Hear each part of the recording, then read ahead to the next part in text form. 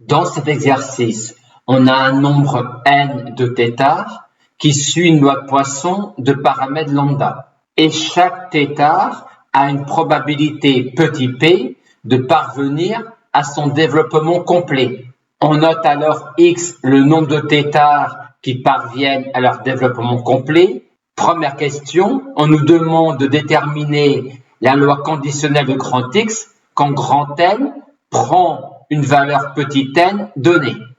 Quand vous connaissez la valeur petit n prise par grand N, dans la mare, vous avez petit n θ. Et grand X va compter le nombre de oui que vous allez obtenir.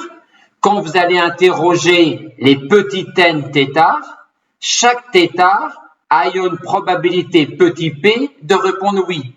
Aussi, quand on connaît la valeur petit n prise par grand N, on a alors, pour la loi de X, dans ce cas-là, une situation typique de loi binomiale de paramètres n, car vous interrogez petit n θ, p, car à chaque fois, la probabilité qu'un θ réponde oui est petit p.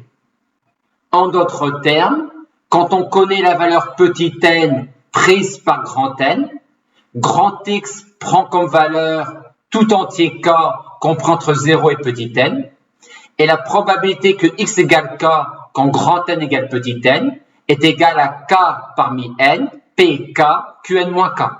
On nous demande maintenant d'en déduire la loi de grand X. Que connaissons-nous? On connaît la loi de grand N et on connaît toutes les lois conditionnelles de grand X quand la valeur petit n prise par grand N est connue.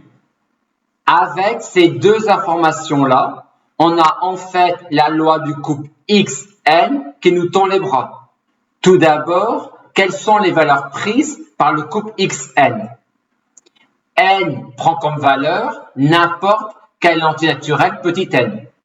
Et quand grand N prend une valeur petit n, les valeurs prises par x sont alors tous les entiers k variant de 0 à petit n. Aussi, quand grand N égale 0, x va de 0 à 0. Quand grand N égale 1, x va de 0 à 1. Quand grand N égale 2, x va de 0 à 2, et ainsi de suite. Les valeurs prises par le couple xn sont donc les valeurs à coordonnées entières dans cette zone triangulaire-là. Et quelle est la probabilité que x égale k et n égale petit n pour un point kn dans cette zone? Elle est immédiate. Pour déterminer la probabilité de A inter B, on va écrire que probabilité de A inter B égale probabilité de B multiplié par probabilité de A sachant B.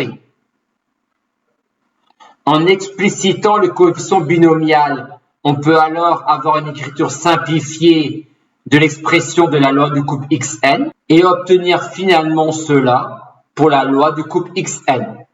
La loi du couple xn étant connue, on va maintenant pouvoir en déduire la loi de grand X. Les valeurs prises par grand X sont tous les entiers k supérieurs ou égal à 0.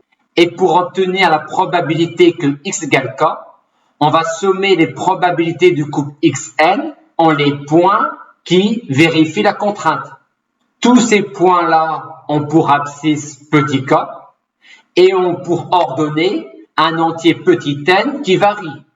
L'entier petit n va jusqu'à plus infini et il démarre à cette altitude-là. Quelle est-elle? Quand k égale 0, on démarre à altitude 0. Quand k égale 1, on démarre à altitude 1. Quand k égale 2, on démarre à altitude 2. Et donc, pour un k quelconque, on va démarrer à l'altitude n égale k. Une fois sorti de cette somme infinie, toute quantité qui est en facteur et qui ne dépend pas de l'indice de sommation petit n, on a cette somme infinie-là à calculer. Pour nous ramener à la somme de la série exponentielle, on va effectuer un changement d'indice dans cette somme-là, ce qui nous mène à cette somme-là, ce qui nous donne directement ce résultat-là, une fois sorti lambda q à la puissance k du symbole somme.